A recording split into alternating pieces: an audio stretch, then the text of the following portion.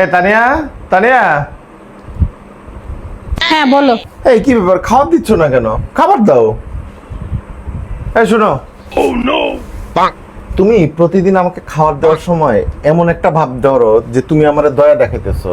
তোমার সমস্যা কি আমাকে বলো তো? হ্যাঁ, তুমি একটা জিনিস কিন্তু ভুলে যাও না, এই বাসায় যা কিছু আসে, যত ধরনের বাজার সদাই যা আসে সব কিন্তু আমার টাকায় আসে। খবরদার, তোমাকে আজকে আমি শেষবারের মতো বলে দিচ্ছি, আমাকে খাবার দেওয়ার সময় কখনোই দেখাবা না যে তুমি আমাকে উপর দয়া করতেছো। ঠিক আছে, যাও খাবার নিয়ে এসো। ঠিক আছে, এই ধরো। এগুলা কি? এগুলো এখানে আনছো কেন?